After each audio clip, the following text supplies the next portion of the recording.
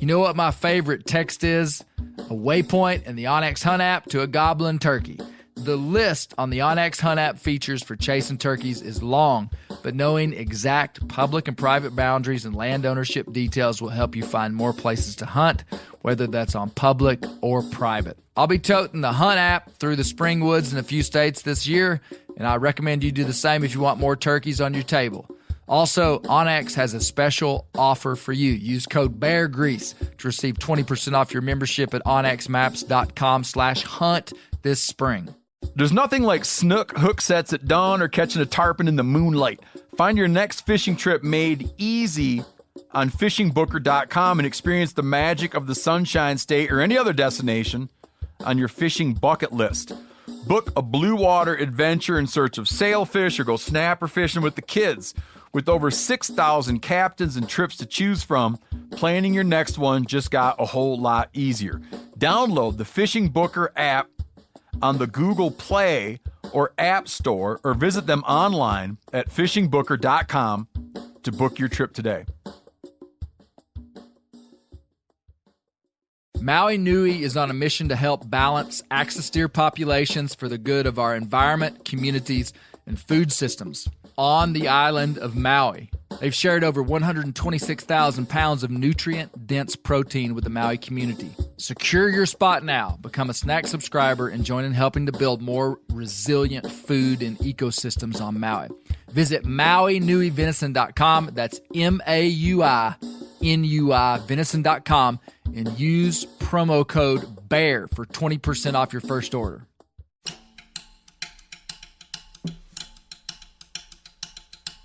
And so I get to looking at the direction she's coming, and I see big old horns coming. They look like those Texas bucks that go straight out with big tines going up. I mean, he was the biggest deer I guess I've ever seen on hoof. Half hour into the hunt, I looked up, and here's this buck standing not that far away, coming right down the middle of this strip of beans. And the strip of beans is only like 50 yards wide. And I thought, holy cow, that's one of the biggest bucks I've ever seen. On this episode of the Bear Grease Podcast, we're talking about white-tailed deer. But this isn't the typical tips, tactics, and biology that we hear so much. That's useful stuff, and I love it, but the foundation of why that knowledge is even desirable is found in the onion a layer deeper. We want the knowledge because of how valuable whitetails are to us. Whitetail deer hunting culture in this country is uniquely Americana. There's nothing else like it in the world. The sheer numbers of whitetails, their wide geographic distribution, and the liberal seasons coupled with the rich and unique heritage we have is unparalleled.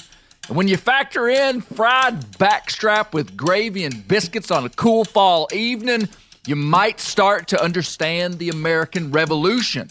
It wasn't about taxation and representation or tea. It was about some hillbillies not wanting to share their backstrap with the king. Brothers, we found ourselves in the ditch and we're only on the intro.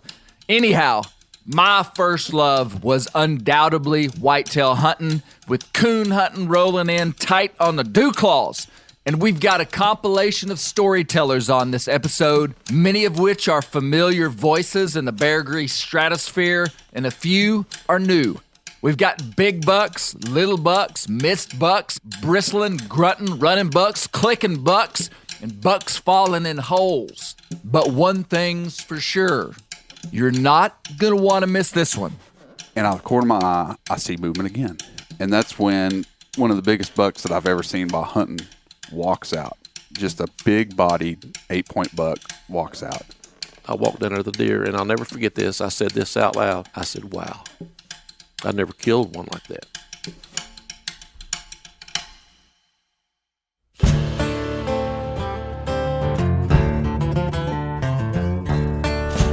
My name is Clay Newcomb, and this is the Bear Grease Podcast, where we'll explore things forgotten but relevant, search for insight in unlikely places, and where we'll tell the story of Americans who live their lives close to the land. Presented by FHF Gear, American-made, purpose-built hunting and fishing gear that's designed to be as rugged as the places we explore.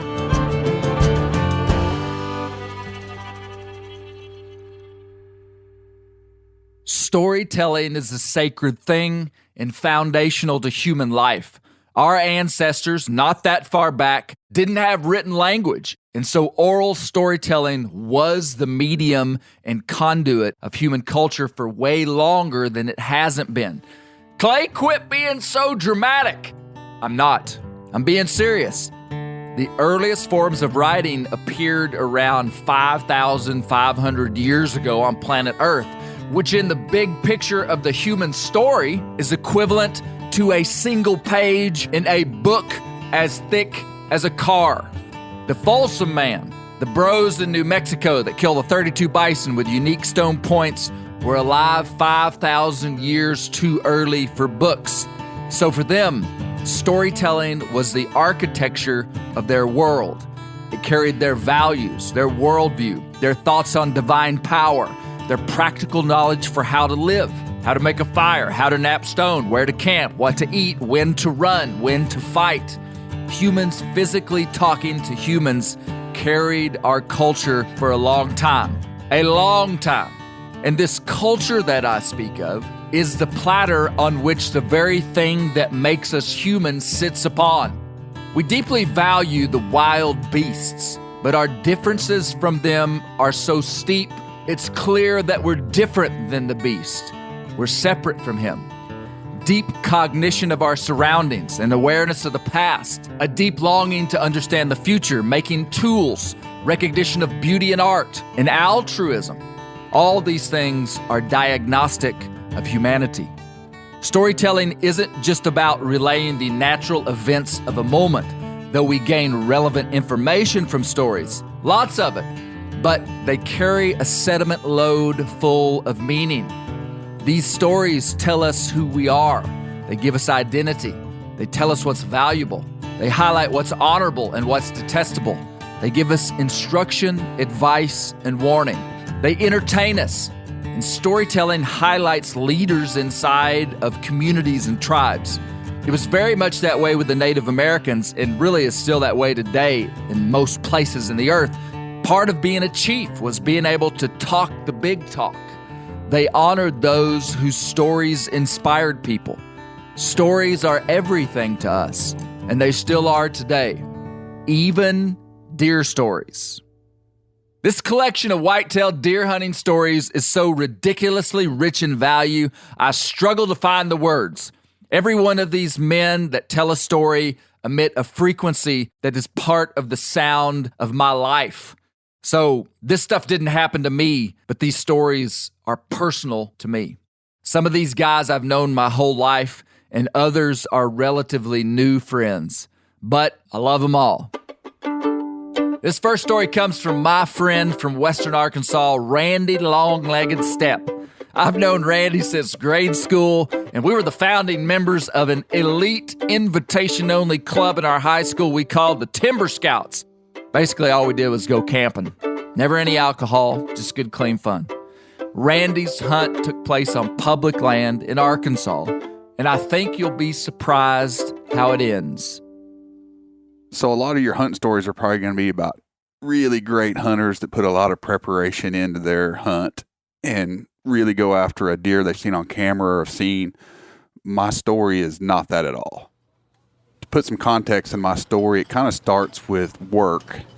I work retail and work a lot of hours in the fall, especially toward holiday season. And this particular year, I think it was 2015, we had inventory in the middle of October. So it really cut down my ability to go scout for good hunting places or even really to go archery hunting. Muzzleloading season was right in the middle of inventory week. And I just decided I needed some relief from work, needed to get out and just kind of enjoy a day off after working for so many weeks and days in a row.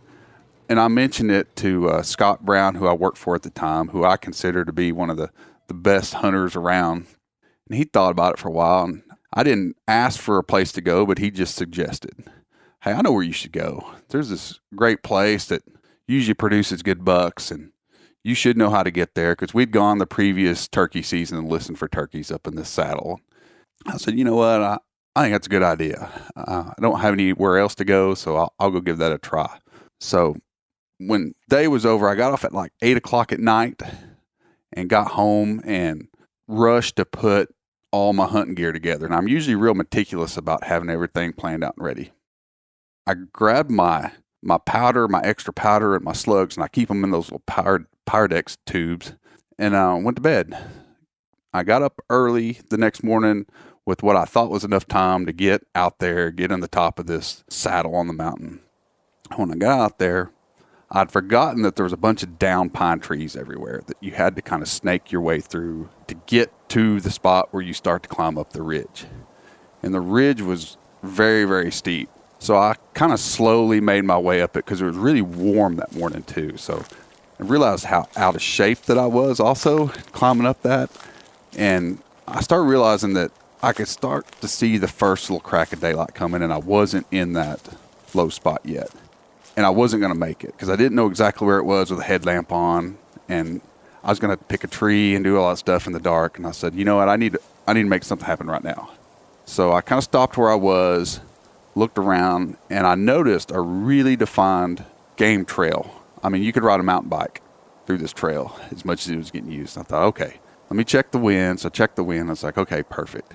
I can get above this trail a little higher up the hill and watch the trail. And that trail's headed to that low gap I was going to get to. And this will just have to work. And I'll just have to pray that I've got a good enough view when the sun comes up that I could get a clean shot off. But I know I can at least hunt that trail. So I did all the work getting up in the tree and getting all my stuff. And then once I got up there, I think I was smart enough to actually bring an extra shirt to change into. And then I pulled the Gary Newcomb and sprayed myself down with the scent cover. And then I sat there for a few minutes. And as I sat there, the sun started to come up. And I kind of got mad at myself. I was like, you know, I've ruined this hunt already. I'm sweaty. I'm not where I'm supposed to be. I don't even know if I'm going to have a good shot. This is going to be a waste of my time. But I'm here, so I'll just enjoy being outside. And I sat there for about 2 hours with nothing. Didn't hear nothing. Thought, you know, I'm going to give it one more hour, and then it'll take me about 45 minutes to climb out, and then I'll go home. It's like, this is just going to be a bust. I just probably would have killed one if I'd have been in the saddle is what I thought. And not more than 5 minutes later, I heard the loudest, what I would call a growl, but it wasn't really a growl. It was just a loud noise, and I had no idea what kind of animal did it. So my first thought was, all right, there's about to be a bear walk down this trail. It's going to go from a deer hunt to a bear hunt. So I turned, aimed my gun, started looking down the trail, and out of the corner of my eye, I start to see 3 does kind of walking the top of the ridge right above me, just grazing their way around and kind of easing through. And I watched them until I had to swing around the other side of the tree and watch them until they went completely out of sight. And they never winded me, which is, they should have, but they didn't. So I thought, well, that's pretty good. But I need to focus my attention back on this bear that's going to come down the trail because there's still something down there. I don't know what it is. So I turn my gun around and I'm watching, and out of the corner of my eye, I see movement again. And that's when one of the biggest bucks that I've ever seen by hunting walks out. Just a big-bodied 8-point buck walks out. I'm like, oh, this is great. Like, I'm on him. I already know where those doe went. So I moved my gun right to where he should have went. He walks right into it. I squeeze the trigger, and nothing happens. I forgot it was a double safety gun, and I hadn't undone the other safety. I quickly undo the other safety. He's moved by that point, so I have to swing around the other side of the tree. I've got one more chance to shoot this buck. I point the gun where those does had gone, and he walks right into the perfect spot, and I pull the trigger. When you hunt with a muzzle loader, you never know what you're going to get when the smoke clears. When the smoke cleared, he was down on the ground doing his final kicks, and I was like, oh, I got him. And then he quit kicking. I thought, he's down. I've killed this big 8 points, the biggest one I've ever killed. So I texted 2 people immediately. I texted Clay Newcomb and Scott Brown and told them that I've killed this big buck on this mountain. Well, while I'm texting Scott, that deer starts to kick just a little bit. And when he does, he's on such a steep slope, he starts sliding a little. And then he would stop. And I'm texting this to Scott, and he's like, well, you better go ahead and reload just in case you need to put another shot in him just to finish him off. And that's whenever I made a realization that I made a huge mistake. I had grabbed 2 tubes of slugs and no powder. So I had nothing that I could finally dispatch this deer with. And then I'm starting to panic because as he kicks a little bit, he slides further down the mountain. At this point, he's even with my tree stand. He's under my tree stand. And I'm convinced that it's a fatal shot. He's going to die, but the humane thing to do is to put him down while you see him. So I call Scott, and I'm like, hey, you know where I'm at. I need some more powder. You're going to have to bring me some powder. And he informs me, well, let that deer get down the hill a ways from you, climb out of your stand, stay a good distance away from him, but don't lose sight of him. I'll find you in the woods, and then we'll take care of it. No sooner than I hang up the phone, he makes one more kick and just really starts sliding off down the hill. It's almost like he's on a sled. And then all of a sudden, he just disappeared. And I'm dumbfounded because I can see further down the mountain. But this deer all of a sudden just fell off a cliff and disappeared. And then I heard a water splash echo, like if you dropped a rock in a well. And I thought, what in the heck is going on? I'm on top of a mountain. What? There's not even any water up here. So I climb down and I walk over to where I'd last seen him. And I realize there's a mine shaft right there. And he had slid off when he gained momentum and slid down. He'd fell 15 to 20 feet down into a mine shaft hole and landed in just a little bit of water in the bottom. Luckily, he was expired at this time, so I called Scott back. It's like, well, we don't need any powder at this point, but we got us a problem because I don't know how we're going to get him out. About an hour later, Scott showed up, and he brought some rope and some other stuff. We didn't know if we were going to have to call more people or get a come-along or what we were going to have to do. We had to figure out how to get him out. So Scott was able to lasso one side of his antlers, and we both grabbed onto the rope and started pulling. And as we did, it kind of cranked his head to the side, and his antlers were hitting the rock edges, and we chipped just a little bit of his main beam off. We realized we can't do that. We're going to totally snap off an antler if we do that, so we drop him back down. Then we decide if we lasso him on both sides of the antlers, we can pull in opposite directions and hoist him straight out of the middle when he won't touch anything. So we kind of wrapped the ropes around trees. We pulled in opposite directions, took everything we had because this is a big body deer. Once he got to the edge, I wrapped my rope around, tied it real quick, and I ran over and grabbed his antlers and just kind of anchored myself in until Scott could get over there to grab also, because we didn't want to fall in the hole with him, because if we did, I don't know if anybody else besides Clay knew that we were out there dealing with a deer in a mine shaft. And we heaved that thing out of there, and when it did, we were just totally exhausted. It took everything we had to get him out of that hole. That's when the work began, getting him down off that mountain and around all those trees. So later I did some research and realized that throughout the mountains there are a lot of mine shafts and test mines, and I believe what they were looking for was manganese. There was a time when they thought that there was manganese here and that they really went after it for a short period of time. So one crazy thing about that mine shaft is I took my kids hiking up there just a couple years ago in the springtime, and that mine shaft was completely full of water and there was a fish swimming in it. So nature's crazy. A fish in a mine shaft that was completely unconnected from any other body of water? Incredible. And that's a great deer story. This next voice that you're going to hear, you will for sure recognize because it's none other than my friend Stephen Rinella. This story was told by his father to him. And just a little background, Steve was born in Michigan relatively late in his dad's life. Frank Rinella was a World War II vet and was often looking for lessons to teach young Steve. This was one of them. This is a deer story that didn't happen to me, and it didn't happen to my dad. However, my dad would tell it all the time, and it was a deer story that he would tell, and what it was meant to be, it was meant to be a don't give up story. My dad used to have Yeah, he had a lot of stories he would tell that were all served a purpose. For instance, if he was trying to explain an optimist and a pessimist, or at times it would be the difference between a rich kid and a poor kid. I'll tell the rich kid, poor kid version real quick. He would say that if you took a rich kid and put him in a room full of manure, he's just going to sit there and cry. But if you take a poor kid and put him in a room full of manure, he's going to start digging, because he'll be thinking, with all this manure, there's got to be a pony in here somewhere.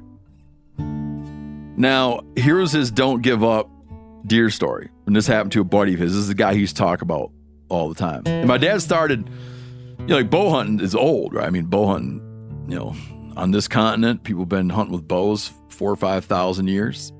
Interestingly, bow technology spread from the north southward. The people that came over much later than the Athabascans, the hunters that came over that became Eskimo and Inuit hunters, who came over much later than other Native American and Native Alaskan groups. They probably carried some kind of archery technology that eventually spread southward. So people have been bow hunting a long time. But then there was like a long time when people didn't bow hunt. And modern day bow hunting kind of became a thing in the 40s and 50s. And my dad was a very avid archer back in those days. This is when people were hunting with long bows and recurves, but it wasn't called trad archery. It was just archery. My dad's buddy is driving home from work, and he sees a deer out in this field where he's been seeing deer lately. And he decides he's going to try to sneak up on this deer and get a shot at it with his bow.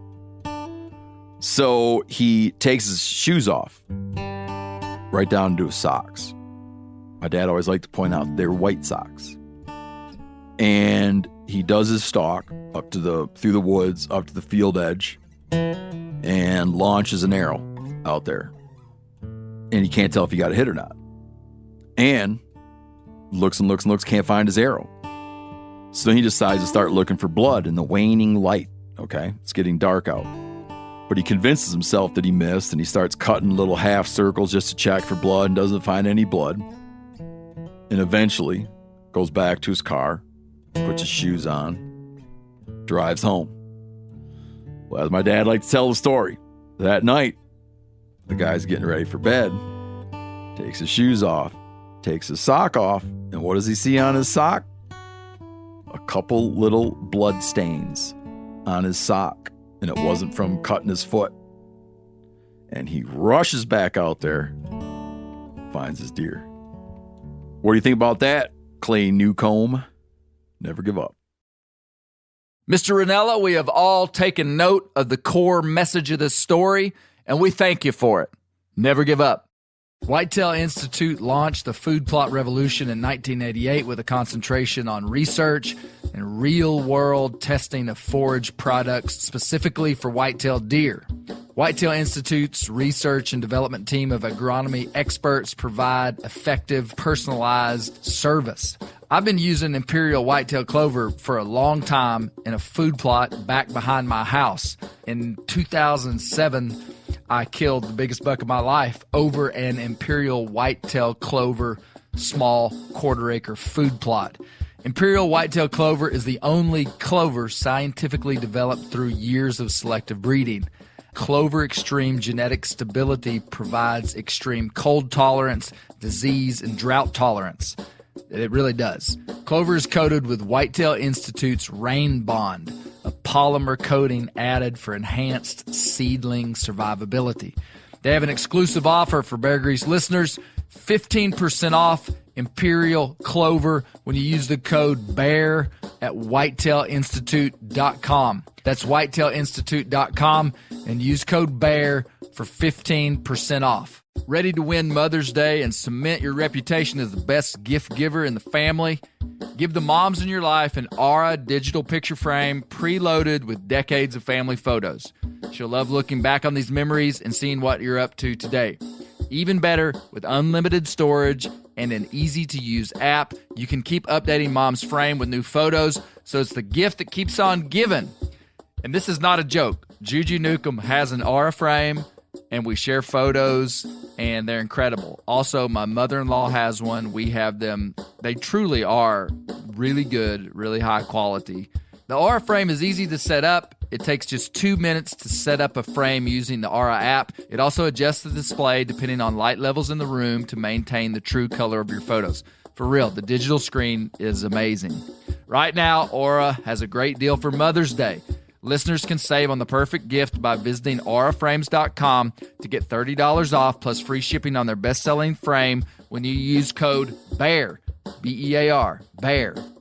That's auraframes.com. Use code BEAR at checkout to save. Terms and conditions apply. Sport Dog is the most recognized brand in the hunting dog training industry. Born in 2003 in Knoxville, Tennessee, Sport Dog was forged by a passionate group of hunters and dog trainers who intimately understood the challenges of the field and the special connection between hunters and their dogs.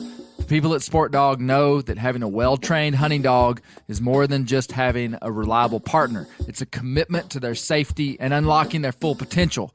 The Sport Dog promise to customers is simple: gear the way you design it. Every product Sport Dog builds is meticulously designed and rigorously tested in the field, ensuring it withstands the toughest conditions you and your dog may encounter. Trust Sport Dog, where innovation meets passion, to elevate your hunting experience and strengthen the bond with your local companion. Using tracking equipment on my squirrel and coon dogs is extremely important to me to track my squirrel dogs and my one old coon dog that's not very good. Get 20% off your first purchase using the code BEARGREASE. Go to www.sportdog.com/beargrease to learn more. The next voice you might also recognize if you're a Bear Grease regular. Andy Brown was on our Turkey Story episode and our Genuine Outlaw series about Louisdale and Charlie Edwards. You might remember Andy's laugh. If you haven't listened to that series, it's probably one of the best stories we've ever told. Andy is from the mountains of western Arkansas and is a heck of a deer hunter and woodsman. This is a tour through Andy's fall of 2016 on public land, and it ends with a non-typical surprise. This is probably 2015 or 16. I had an area that I really wanted to go look at. It was right before muzzleloading season, and just look for deer sign and really see if there was any acorns that made in on the north side of the mountain. And so I called my oldest son. He was working, and I said, "Look, when you get off work today," I said, "if you don't mind, pick me up on the highway north." And he said, "Where?" And I told him. He said, "I'll be there." Anyway, so I drive up on the top of the mountain and went off wrong. I wanted to go off on this big leg that goes off the mountain, but I went off wrong, and I got in the holler. And where I went off, it just straight up and down. I had to side hill it out through the side going west, and 1 foot up and 2 feet back, and grabbing hold of trees, try to hold on to. And I finally hit the leg and started off the mountain and didn't go 100 yards till I jumped a really nice buck deer.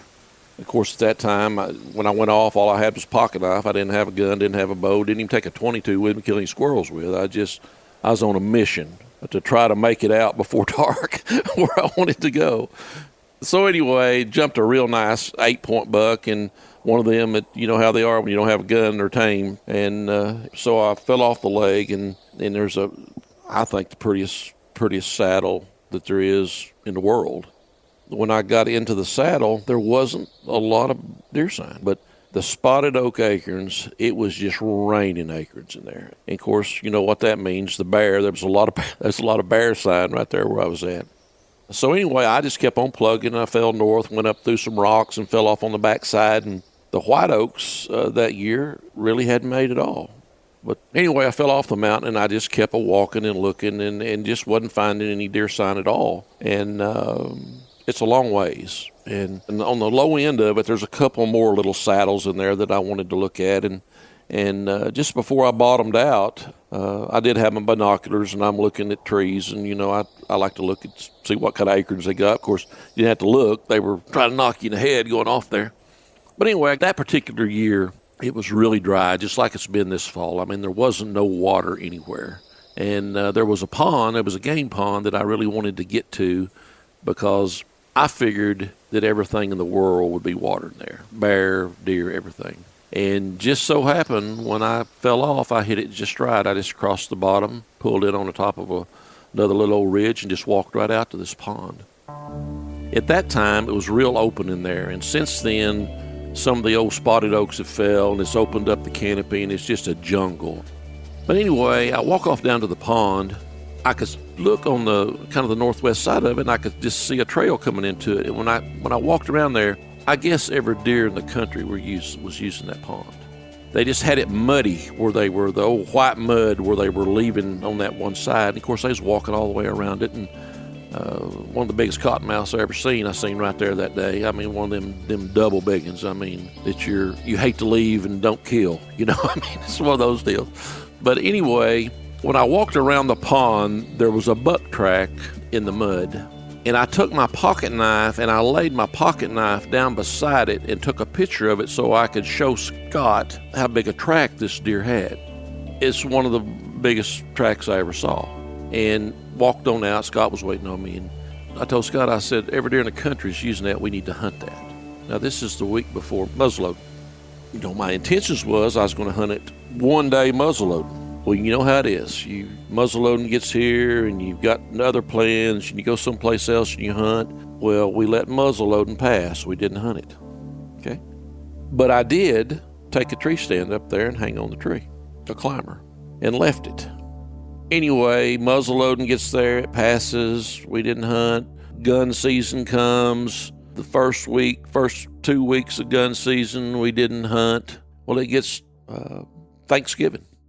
I decide I'm going to walk in there Wednesday before Thanksgiving. So I walk in there, and it's just raining acorns there at that pond, and the deer tracks are still there. And check my stand. Of course, a bear's got my stand and tore the seat out of my stand, you know, and I had to fix all that. It's upside down, you know how they do. But anyway, so I called Scott. He works a lot, and I thought, well, tomorrow's Thanksgiving. He may be off. I called him and asked him if he wanted. I said, you need to go hunt that stand. And he said, I've got to go in to work in the morning. There's no way out of it. So the next morning, I get up. I walk in there. It was cool. In fact, I think it was a pretty good frost that morning.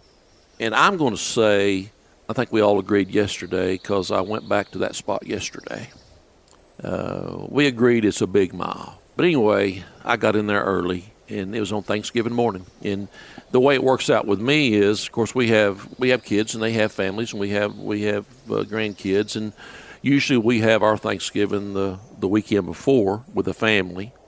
And so usually on Thanksgiving, it's just Tina and I, so there's not really nothing going on. And I'm a little selfish, but I kind of like it that way, you know, because I think Thanksgiving Day is a heck of a day to hunt. It has been for me over the years. Anyway, I walk in there and get up in the stand, and it's the finest morning as God ever made. I mean, there's just what little bit of breeze there is out of the northwest, and it's just enough just to shake the leaves just a little bit. I sat up there, and I don't know, it's just something about it. The leaves, you know, Thanksgiving week, the leaves are falling, you know, they're starting to fall off the tree, especially when the sun gets up. It seems like they just fall off on frosty mornings. And everything was just perfect. And after a while, probably about 8:30, right in behind me on this ridge runs north and south. It goes in there. Just a leg it makes off. And I heard a big calamity behind me, but it sounded to me like a buck chasing a doe. And it kind of quietened down there a little bit. And after a while, right out from this pond, there's a saddle, and I caught a little motion. I looked, and here come a 7-point buck. And he come off down there. He's probably a 2.5-year-old little deer, and he come down and all the doing around and smelling, and he'd go up the ridge and off in the holler and back up, and he messed around there for 15 minutes probably right there out in front of me. In a little bit, he just walked off, went west. So it kind of got quiet again, you know, and in a minute, I just got to hearing something. I could hear a deer just coming right in behind me, just on a mission. Snap, crunch, pow, you know, just coming right down the ridge. And I'm up. I like to get pretty high. I'm probably 23, 24, maybe 25 foot high. And it just kept a-coming. I wouldn't move. And about that time, I just looked to my left there, and it was a little nubbed buck. I said, that's exactly what Mama's off catting around, and you're out here by yourself. And anyway, he messed around there a little bit, and he turned and went right back down the top of the ridge. And about 10:30, probably, I sat there and soaking it all up. I mean, it's a fine morning. Had a lot of confidence. You know, that makes a big difference. I think confidence is everything. And you know, I had an uncle back when I was in my 20s and 30s that when he would take you hunting, you packed you a lunch, because it wasn't one of those where you go hunt till 8 o'clock and then come in and drink coffee and eat breakfast. And you know, he'd always say, pack you a sandwich. And anything he taught me was patience. So I'm a type of guy that I can go set a half a day as good as anybody. I mean, I can get there double early, and I've killed a lot of deer between 10 and noon. Just because of that, everything kind of calamity, everything quietens down. But anyway, I'm sitting there, and so I get out my grunt call, and I grunt a time or two, and it's still quiet. But the wind has shifted, and it had switched over to northeast. It was hitting me right in the right cheek. And probably, you know how it is, 10:30, 11 o'clock, the wind, it picks up a little bit. But the leaves were crackling, you know, and they were dry. And over the leaves, I was sitting there, and I just got to hearing something. But I couldn't tell where it was at. And then I could tell it was a deer. I could tell there was a deer coming. I got to looking, and about that time I just looked over my left shoulder, and I seen him come off the mountain to my left. You know how it is with a big buck. When you see a big buck, you don't have to guess if he's legal. You don't have to guess anything with him. I said, looky here, you know. And when he come off, Clay, he was on a mission. I mean, he was just, here he come. And he had to drop off the mountain and come up to me. And when he dropped off, the wind, I'm scared to death he's going to win me, because what little there was now then was going right to him. But there was 2 or 3 of them big old bull pines there on the side of the ridge I'm on. And he got them dudes between me and him, and I could just see glimpses of him coming up there. And I'm thinking, this guy's going to get in my lap, and he's going to win me, and I'm going to let this deer get away from me.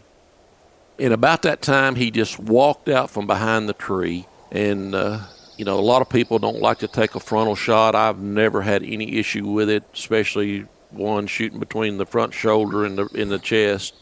I killed him dead in his tracks. I mean, he never wiggled. But he was only about 15 steps. You know, I mean, he's way too close. I mean, I just smoked him. I said, wow. And I could see the big G2 on the left sticking up there, and I said, man, that's a good buck deer, you know. And by this time, it's 10:45, something like that. And I'm in there by myself, a mile in there by myself, and so I shinny down and I walked down there to the deer, and I'll never forget this. I said this out loud. I said, wow, I never killed one like that. I don't really know how many points he is. He's got all kinds of junk on the end. I think he's about a 19 or 21, however you want to count those. And you know how us Arkies are. If you can hang a ring on them, you can count them as a point, you know. But he's a mainframe 10. We weighed him. We were able to weigh him with the guts in him. He weighed 189 pounds, and that's a big buck for down here. I mean, I know they get bigger than that, but I don't see a lot of them over 200 pounds. I said all that to say this, and what's kind of funny about this is I went in there hunting a deer with a foot big as a pocket knife, and I killed a deer that wasn't the same deer, because his foot wasn't near as big as the one that I'd taken the picture of at the pocket knife. I love the comprehensive way Andy tells the story, and what an incredible deer. Killing a buck in these mountains is an accomplishment, and I tip my hat to anyone who can do it consistently. This next story comes from a guy who lives in Minnesota, approximately 810 miles due north of Andy Brown. Tony Peterson works for Meat Eaters Wired to Hunt Whitetail brand and is a veteran whitetail bow hunting Yankee. And I love this guy. This is the story of his first big buck in his home state of Minnesota, the 14-point in the beans. Man, I got to set the stage for this, because up until 2006 in my bow hunting career, so I started when I was 12 years old. So I started bow hunting deer in 1992. And I had, I went through the typical progression of, killing young ones, killing does, finally killing a few bucks, moving up to the 2.5-year-olds. But I got just plateaued on the 2.5-year-olds. Like I could not kill a bigger buck. And what it did to me is I started to get buck fever insanely bad. I mean, I always had it. I still have it to this day, but I always had it. But when it came to, even a deer that was like 120, 125 inches, it was like I was never going to make that shot correctly. And in 2005, I had already gotten a few shots at big ones and blown it. And I had a hunt in 2005 where I had two really big bucks come in within 10 minutes of each other, and I missed them both. And I just, in my head, I was like, this is never going to happen. You're never going to be able to do this. So fast forward to 2006, and this is the first year of my life that I couldn't hunt the opening weekend in Minnesota. It was always kind of a tradition with my dad and I, and, something that meant a lot to me. But I had just got married. I had moved to the suburbs of the Twin Cities, so I was miserable there, especially coming from a little dairy farming community in southern Minnesota. It was a culture shock for me to have 1 million people in my backyard and not have the places to hunt that I was, used to from growing up. And then on top of that, one of my wife's friends, who I don't even really know that well, got married on bow opener, and I had to go. And so the whole opening weekend, I was kind of ticked off, but whatever. I had a bad attitude at that time because I knew my season was going to be rough. I wasn't going to get that much time. I had a job I hated that I would only get 1 day off a week typically. And so, to make the 2-hour drive down to hunt was just not that feasible most of the time. So anyway, bad attitude, bad job, everything. My world was kind of turned upside down, and I was just set in this mindset that I was like, I'm not going to kill a big one ever. Like, it's just never going to happen for you. You're going to be a scrapper shooter your entire life. But on the second weekend of the season, I ended up working Saturday morning and having a chance. I figured if I finished work, I could hop right in my truck, grab my brand new golden retriever puppy, drive down to southern Minnesota, hand the puppy off to my buddy's girlfriend, scramble out to the woods, and I could get an evening hunt Saturday night and then hunt Sunday and then go home. So I flew out of there, grabbed that puppy, drove way too fast down there, just knocked on the door, handed Amy my little retriever pup, and drove right out to the woods. And it happened to be one of those nights where it was kind of like drizzly and, not really raining hard, but kind of wet, just a little bit falling here and there, gray skies, like a perfect day to sit on the beans. And, it was September, so I figured this is kind of a no-brainer. This is what I'm going to do.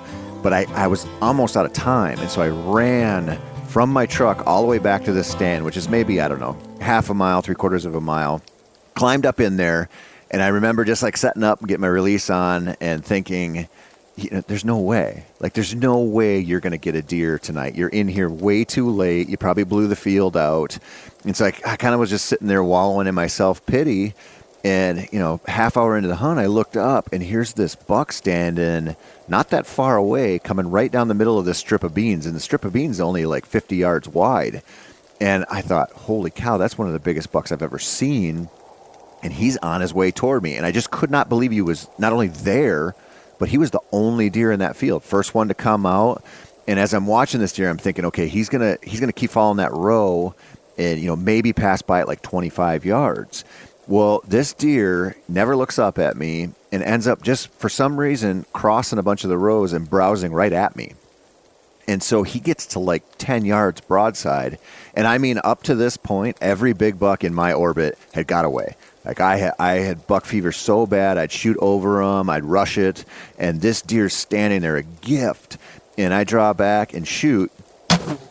And it's all a blur, like it's one of those things where you're like filling in the details afterwards. But he runs and stops in the field, and then he takes off. And I remember thinking, gosh, I think I saw blood coming out of his side.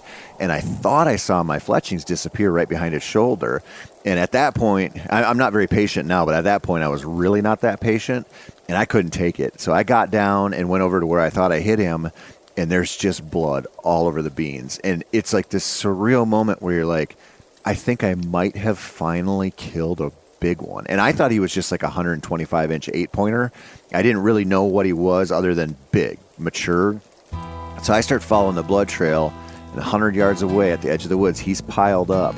And I just remember walking up to him, and not only was he's a mainframe 8-pointer, but he had 6 stickers and, ended up scoring, I think, 146 inches or something. Just this like otherworldly deer to me. And it was such a lesson because I had such a bad attitude going into that hunt. I was throwing that little pity party for not being able to hunt the opening weekend and getting down there late and being so limited. I was just in my head, I'm like, you don't have a chance, dude. And it was like such an easy way to feel bad for myself. Plus, I just never thought I was going to kill a big one. And that deer laying there was like another world opened up for me as a deer hunter. It was like, you can kill these deer. Like, they will make mistakes. Big bucks will screw up if you keep going out there and keep doing your thing. And I think about that deer all the time when I'm hunting now, because if I get a bad attitude or I screw up or I bump one or miss one, it's so easy to slide into that negative mindset. And I always think about that 14-pointer in the beans, just making every bad decision possible and just offering himself up to me. And it always keeps me going. It always makes me feel good, because that deer just showed me what was possible with this stuff. And I love that hunt and that experience for it, because it literally changed the arc of my hunting career, but also my work career. It was something so special to me. Love it, Tony. Great hunt, brother.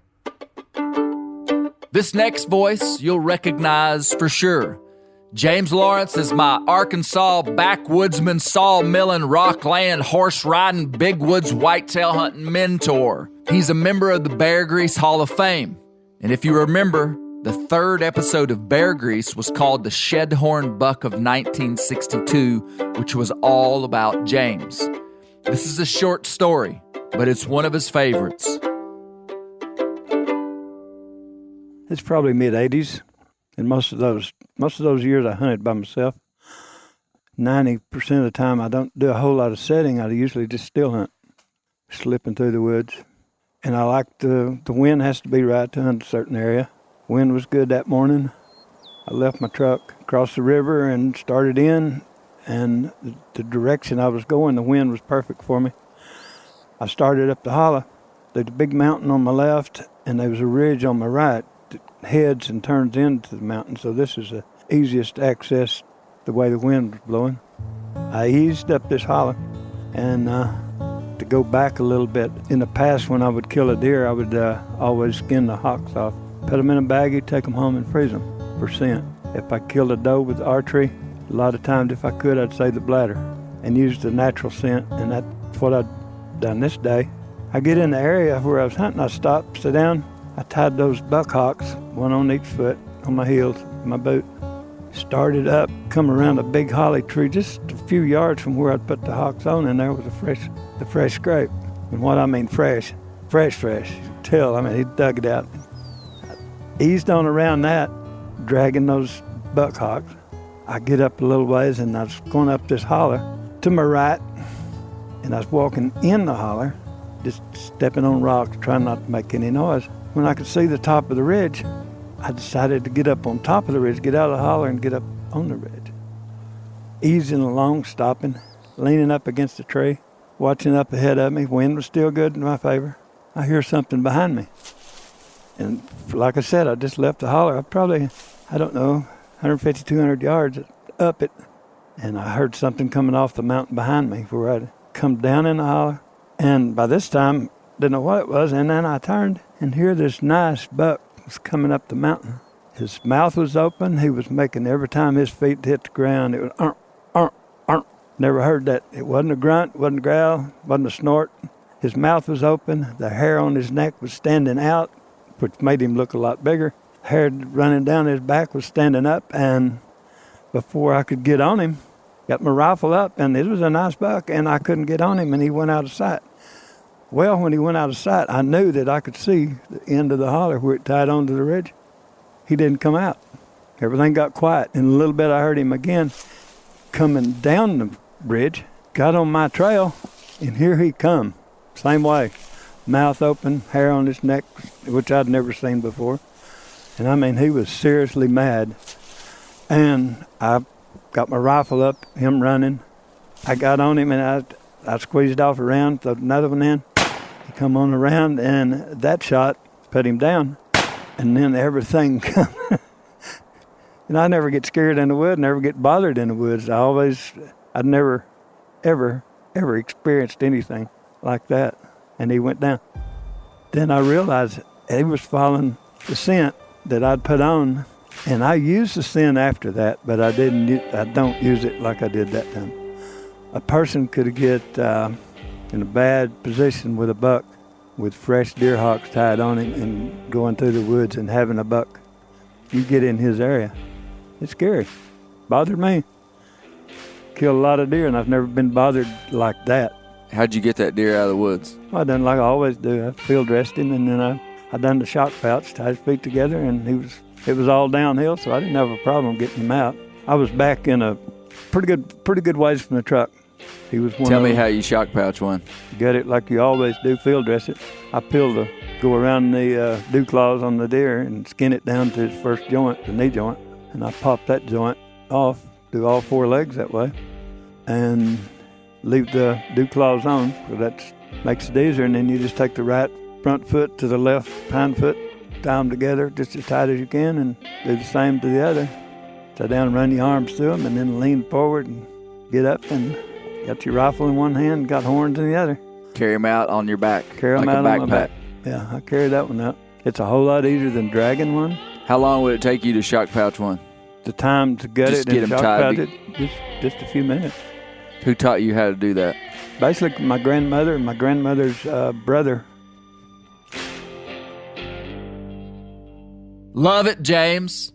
If you want to see a video of how James taught me to shock pouch a deer, go to themeateater.com and search for shock pouch a deer, and you'll find it. Whitetail Institute launched the food plot revolution in 1988 with a concentration on research and real-world testing of forage products specifically for white-tailed deer.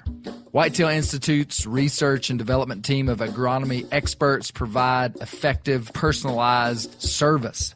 I've been using Imperial whitetail clover for a long time in a food plot back behind my house. In 2007, I killed the biggest buck of my life over an Imperial whitetail clover small quarter-acre food plot. Imperial whitetail clover is the only clover scientifically developed through years of selective breeding. Clover extreme genetic stability provides extreme cold tolerance, disease, and drought tolerance. It really does. Clover is coated with Whitetail Institute's Rain Bond, a polymer coating added for enhanced seedling survivability. They have an exclusive offer for Bear Grease listeners, 15% off Imperial Clover when you use the code BEAR at whitetailinstitute.com. That's whitetailinstitute.com and use code BEAR for 15% off. Ready to win Mother's Day and cement your reputation as the best gift giver in the family? Give the moms in your life an Aura digital picture frame preloaded with decades of family photos. She'll love looking back on these memories and seeing what you're up to today. Even better, with unlimited storage and an easy-to-use app, you can keep updating mom's frame with new photos, so it's the gift that keeps on giving. And this is not a joke. Juju Newcomb has an Aura frame, and we share photos, and they're incredible. Also, my mother-in-law has one. We have them. They truly are really good, really high quality. The Aura frame is easy to set up. It takes just 2 minutes to set up a frame using the Aura app. It also adjusts the display depending on light levels in the room to maintain the true color of your photos. For real, the digital screen is amazing. Right now, Aura has a great deal for Mother's Day. Listeners can save on the perfect gift by visiting auraframes.com to get $30 off plus free shipping on their best-selling frame when you use code BEAR, B-E-A-R, BEAR. That's auraframes.com. Use code BEAR at checkout to save. Terms and conditions apply. Sport Dog is the most recognized brand in the hunting dog training industry. Born in 2003 in Knoxville, Tennessee, Sport Dog was forged by a passionate group of hunters and dog trainers who intimately understood the challenges of the field and the special connection between hunters and their dogs. The people at Sport Dog know that having a well-trained hunting dog is more than just having a reliable partner. It's a commitment to their safety and unlocking their full potential. The Sport Dog promise to customers is simple: gear the way you design it. Every product Sport Dog builds is meticulously designed and rigorously tested in the field, ensuring it withstands the toughest conditions you and your dog may encounter. Trust Sport Dog, where innovation meets passion, to elevate your hunting experience and strengthen the bond with your local companion. Using tracking equipment on my squirrel and coon dogs is extremely important to me. to track my squirrel dogs and my one old coon dog that's not very good. Get 20% off your first purchase using the code BEARGREASE. Go to www.sportdog.com/beargrease to learn more. My oh my, boys, you're in for a treat now. The voice, cadence, worldview, and frequency of this next storyteller is core to the energy of Bear Grease, because it's none other than my own sweet dad, Gary Believer Newcomb.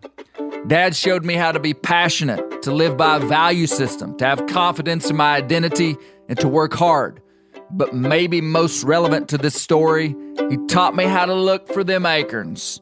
I can't tell you how many times I've heard this Arkansas public land story, but every time I'm on the edge of my seat. This is the story of the Clickin buck. I've hunted since 76, and, I really didn't know how to deer hunt. I kind of taught myself. I don't have a lot of patience, so I don't kill a lot of big bucks.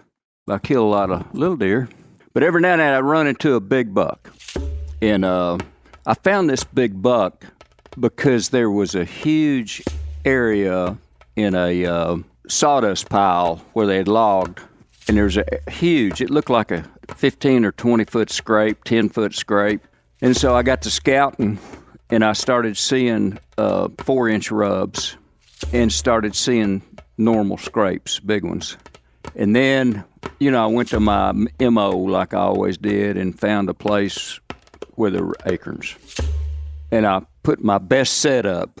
I put a lock-on stand 25 feet. Next day, I can't hunt very long, only a couple of hours. And I climb up in that stand, a doe comes in. And typically, I would have shot that doe in a New York second, but I thought, I ain't going to do it this time. I know the buck's in here. And so I got to watching her, and she kind of acted like she was in heat. And I don't remember what, twitching her tail, doing things that was a little different than other does. It's 23rd, I'm going to say 23rd of October.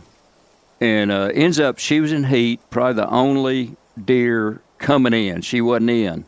And so I'm sitting there looking around, watching her feed, and all of a sudden I hear big steps coming. I mean, this sucker sounded like a gorilla coming in. I get my bow all ready, and this buck all of a sudden starts going. I call it the Clickin buck.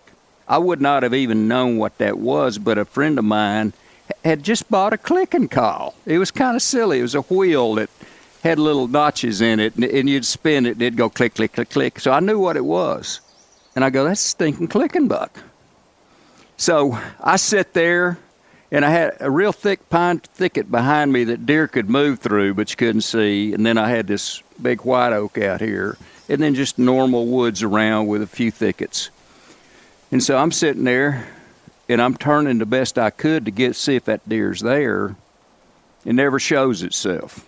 And then I hear it turn, walk off. Well, about 10 minutes later, a real nice 10-point, 120 class, probably, maybe better, maybe not. But a good 10-point came up, and he came up almost under my stand. I mean, he's 5 yards. If you were to step it, it'd have been 5 or 6 yards to my shooting side. And back then, and for 30 years, I mean, if it came on my left side, I wouldn't even shoot at him. I sat down, afraid of heights, and so he's right there, man. And about that time, loops got real popular to put on your strings. And I had a loop on mine, and something happened. I had to change string, and I just thought, I don't need that sissy stuff. So I didn't put a loop on my bow. And so finally, I sat there and watched him for, it seemed like an hour, but it's probably 5 minutes. And he never moved. And he had a big tree in front of him, not real big, 10 inches, 8 inches. And so I kept watching him, and he kept staring at that doe. And so finally he moved just a little bit, and I pulled my bow back, and I was just getting ready to shoot him, and my arrow fell out.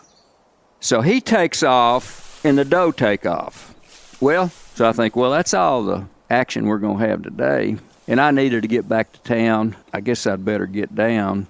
And I was about halfway down my ladder, and an good 8-point came in. Of course, that spooked him. So I went back, the next Saturday, only hunting on Saturdays, basically. Well, on the way home, instead of coming by Blacktop, I went through the mountains. I knew a camp there where these guys were like trophy hunter type guys. I pulled into their camp late that night, and I told them what happened with that clicking buck. And I said, what the heck was that? And this guy said, I can tell you exactly. And I've told a lot of people, and I'm telling you, I don't know of anybody that knew what this clicking buck was all about. But these guys acted like they knew. And what they told me ended up, I think, being exactly right. They said, I can tell you exactly what it is. That is the absolute dominant buck in the area, and he's not going to waste his time chasing a doe that's not completely in heat. He said in 2 or 3 days, he'll be with that doe like glue. So he came in, he scent checked her, he left. 10-point came in, he's going to follow her, he's going to stay with her. Clicking buck leaves. So I come back the next Saturday, climb up in the same stand, and she came in straight to my shooting lane to the left.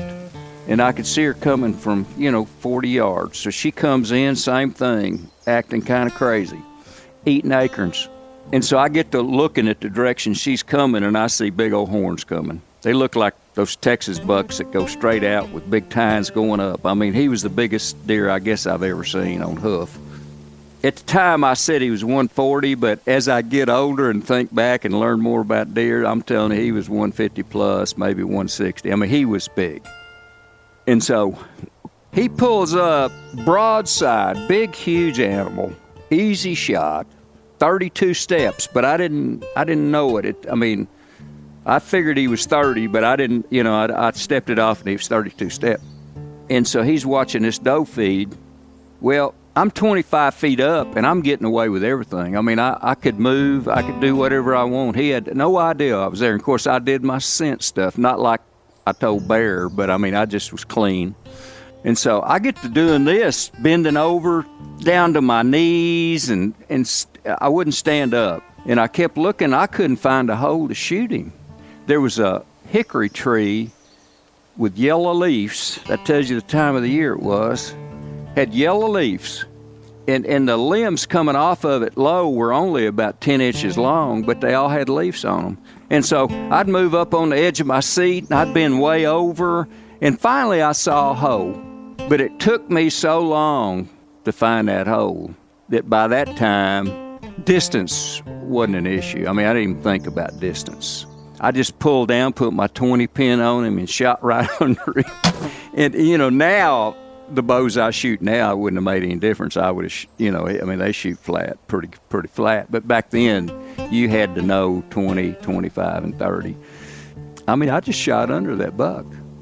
But it was a thrilling morning. And, I had a couple other mornings that were just about as thrilling. But that would probably be the second most exciting hunt I was ever on. The other one was when I was really a rookie, and I had 11 does come in at different times. And it was pretty thrilling. And what's kind of interesting to me, our own inner makings and hidden mechanisms, is that the longer I get away from that date, the more I regret not clicking my brain in and shooting that deer at 30 yards. He would be a wall hanger deluxe.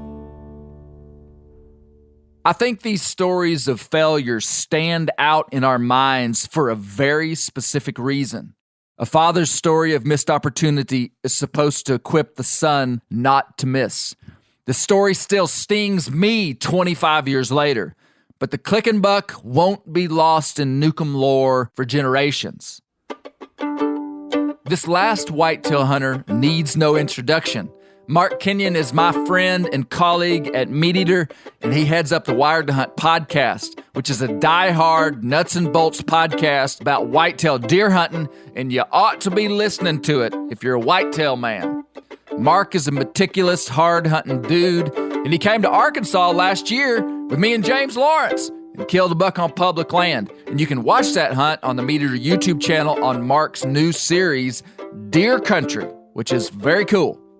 This is the story of Mark's first buck on his family's land in Michigan. It was mid-November, and we were in northern Michigan at my family deer camp, my favorite place in the world. And it was one of those days where the air was crisp, the leaves crackled, snow was just starting to fall. It was one of those perfect days that you dream of as a deer hunter. And I was a young man, still a teenager, heading out for the first evening hunt of gun season. And I was walking out to my tree stand with my grandpa. GP, as I called him, set off from the cabin. We walked across the first little field. We head across the bridge. We get to the second little field, and this is where GP's blind was, the place where seemingly, in my mind, legends were made. All of these stories he told me took place in the second field. He walked to the edge of it, and this is where we were going to part ways. And as we set off, Grandpa looked at me, and GP said, "All right, Mark, good luck. You can do it." And he went off his way, and I went off my way. And I set off along the creek, heading back along what we would call the peninsula. At the end of a point was an old ladder stand. And I suppose, before we go any further, I should tell you a little bit about GP and about why he factors into this story so much. Because Grandpa, he was like another father to me. He was this legendary figure in my life who was always the hero of these stories I'd heard growing up. And he was the one who took me up to go fishing and took me up to go hunting and took me out into the woods and taught me how to move through the swamp and taught me how to hold still. He was there when I first had my first close encounter with a deer. He was there when I caught my first big fish. And he was always there with these lessons and these rules and these reminders of the right way to do things. And this was true with my dad as well, but really Grandpa was the one who set these rules in stone, these commandments. And I remember the line was drawn in the sand and you didn't cross it. It was more important how you did something than what you did. And I remember one example of this very well. I remember being up at deer camp as a young child, and there were some other folks, some friends of my other relatives who were up at deer camp for the first time, and they did not necessarily do things the way that we did things, we would come to find out. And there was a buck that went running across the field in front of the cabin, and one of these friends ran out and grabbed his gun and started taking shots at this deer as it ran across in front. And I remember my grandpa was furious, absolutely furious, told him he was going to have to leave if he would ever do something like that again, because we didn't ever risk wounding an animal like that. You would never take a shot at a moving animal. You would never take a shot unless it was just right, to make sure it was as quick and ethical as possible. You had to do things the right way. And that stuck with me throughout all of my years leading up as a hunter. And as I'm heading out, and this night I'm 18 or 19 years old, whatever it was, and I'm slipping into that tree stand. I get there, and I'm like, I gotta do it. I gotta get it right this year. I had not gotten a buck at our cabin yet. There's not a lot of deer up there, but a really special place. And I remember getting to that ladder stand and slowly going up, trying not to make a creak. Got to the top of the stand, and I remember thinking, where are all the different places a buck might come through here? Could it come from my left? Could it come from my right? I remember knowing that there was a trail that paralleled that creek off to my right side, and so I tried to move and get a good shot, see if I could get a good shot from that direction, and I couldn't really turn very well in the stand. So I remember standing up and thinking through, okay, if a buck were to come from that direction, what would I do? And so I practiced slowly standing up in the ladder stand, slowly spinning and having to get down on one knee and rest my gun on the armrest of this stand, and thinking through, all right, if a buck came through there, I'll make this move ever so slowly and quietly, and then I could get it. So I practiced that in all different directions. Finally, I settled in, sat down, and waited to see what the night would bring along. And I remember it was a slow night, and I remember in my mind thinking, well, this is just going to be like every other hunt. This is just going to be another hunt out here where we see nothing. Maybe I'll have some birds come through. Maybe I'll see a partridge. Maybe you'll hear a coyote off in the distance, but not too likely we're going to see anything. I'd seen, fewer bucks than you could count on one or two hands. In all of my years up there, tonight was going to be different. And as light started to fade, it's down to the last half hour of daylight probably, and I see something off in the cattails. And I pull up my binoculars, and I see antlers. And I knew, at this point, any buck was a buck I want to take a crack at, so I wanted to get this buck back into view. He was straight away into the cattails. I lost him, but I had one of those little can calls, that little doe bleat can that if you tip over, it makes that sound. And I reached for that in my backpack, and the first thing I went was turn it over and did it one more time. And then I waited. I don't know if I breathed. I was hoping so badly for this deer to turn around, and then there he was. That buck had spun 180 degrees and was walking right back towards me. I could just see his head. You couldn't see his vitals yet. I'm holding my gun. My heart's beating 1,000,000 miles a minute. I'd not shot a buck up here at our cabin before. This was something that I'd never experienced here. But now he turns. And he turns back into the cattails, and he starts paralleling me. And now I realize he's going to move off to my right side, to that side that I would have a hard time shooting if I didn't do this kind of complicated maneuver I'd practiced earlier. But now I had to do it. And I could see him moving through the cattails, and I thought to myself, I could probably shoot him through there. But no, gotta wait. And I don't know how long it took. It felt like a year. But finally, I saw him approaching the one clear lane I had. And as he stepped into that, I squeezed the trigger. And he dropped right there. Perfect. And I don't even know how to describe my reaction. It was just disbelief. I'd actually done it. I'd actually joined the legends of my family here. I'd entered my story into the record books here at our family cabin, this place that I had grown up, where I had been taught so much, where I had kind of marveled under these adults who had come before me and taught me how to hunt and fish and be an outdoorsman. And finally, I had secured my place at that table. I would finally have a buck on the buck pole.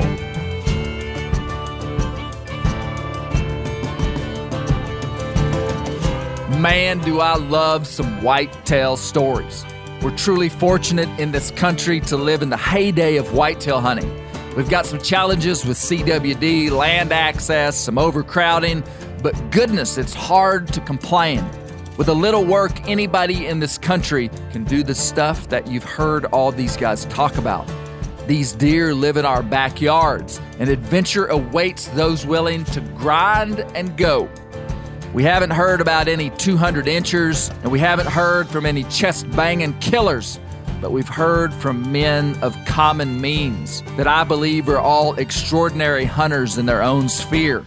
And they're extraordinary not because of the bucks on the wall, though they've got them, but because of how much they love whitetails and hunting them. They just love being in whitetail country. I can't thank you enough for listening to the Bear Grease Podcast. We put our heart and soul into this thing, and its energy is birthed from a love of wild places, wild beasts, and wild-hearted people. Do me a favor this week and share our podcast with your bros and foes. And have a great week, and I look forward to talking to everyone on the render next week.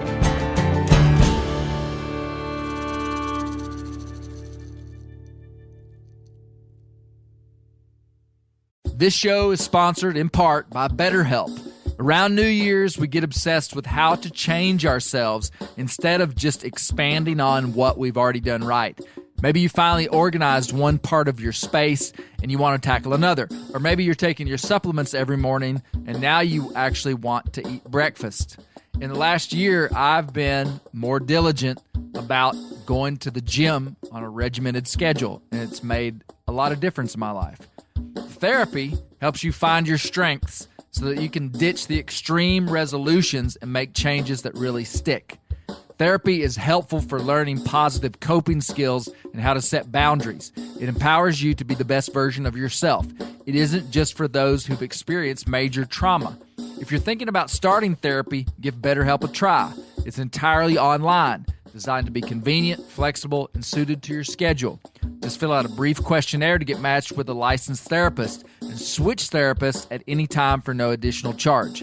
Celebrate the progress you've already made. Visit betterhelp.com/grease today to get 10% off your first month. That's betterhelp.com/grease. I'm sure a lot of you guys remember the old ceremonial hunting tradition of eating the heart out of the first animal you kill. Meat from those organs are among the most nutrient-rich foods on the planet. You can get those same benefits your ancestors craved via convenient daily capsules from Heart and Soil. Find out more at heartandsoil.co. And remember, use code MeatEater for 10% off your purchase.